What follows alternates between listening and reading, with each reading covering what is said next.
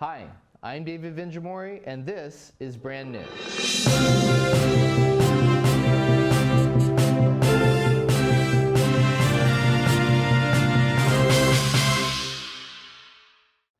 In Brand News today, Swedish furniture giant IKEA is developing new foods for its store-based cafeterias based on sustainable ingredients. Space 10, the agency creating these foods for IKEA, has come up with a version of IKEA's famous Swedish meatballs that are made with mealworms, which just proves that everything your creepy uncle tells you at Thanksgiving will eventually become true. A Heineken commercial is coming under fire from Chance the Rapper. The spot promotes Heineken's light beer and shows a fair-skinned bartender sliding a Heineken down the bar past 3 black patrons to a fair-skinned woman.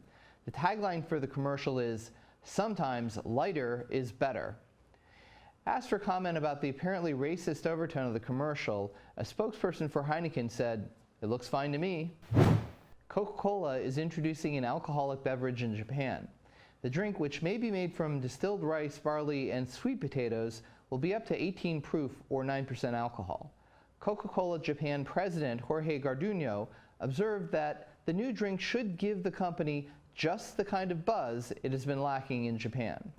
Playboy has joined the Delete Facebook movement in the wake of the Cambridge Analytica scandal that revealed profile information from millions of users, because nobody is more concerned about privacy than Playboy. As the Delete Facebook movement continues to gather momentum, founder Mark Zuckerberg has said he will appear before Congress to testify in the company's role in election meddling and the Cambridge Analytica scandal. Zuckerberg and Facebook also took out full-page ads in 10 major newspapers to apologize to consumers. Because when you have to apologize to 1/4 of the planet's population, nothing says sorry like something we no longer read because Facebook killed it. In our main story today, self-driving cars are coming under increased scrutiny. The technology, which has rapidly developed in the past several years, is undergoing road testing in locations around the country, including Pittsburgh, Toronto, Florida, California, and Arizona. The crash of a self-driving Uber car into a pedestrian crossing the road with a bicycle in Tempe, Arizona on March 18th has elevated concerns about the emerging technology. In addition to Uber, Waymo, startup autonomous truck companies Starsky Robotics and Embark, and numerous automotive giants are pursuing self-driving vehicles.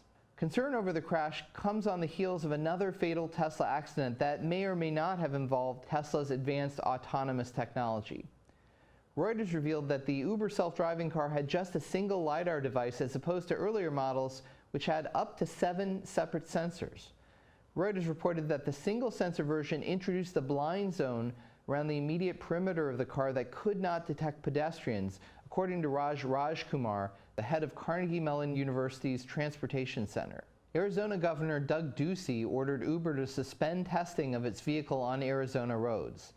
So what's the future for self-driving cars, and how will it impact brands like Google's Waymo, Uber, Tesla, and other automotive manufacturers?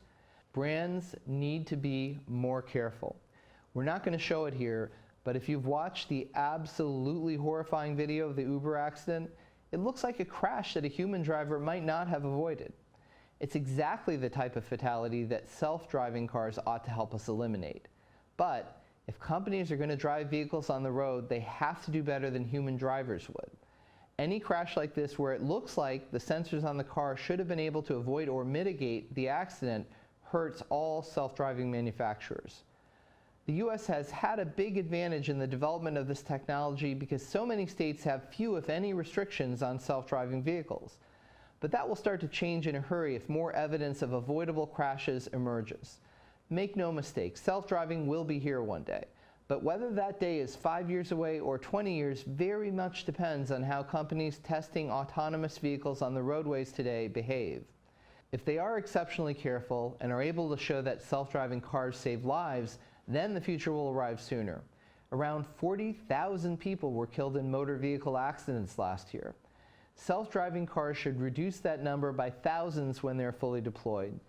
But without some streamlined regulations that states can agree upon and consumer support, the odds of a major delay caused by another horrific accident are significant.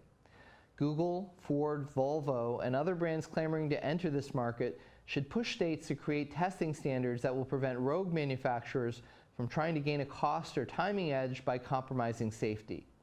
That's the best path forward for everyone, and that's brand new for today. See you next time.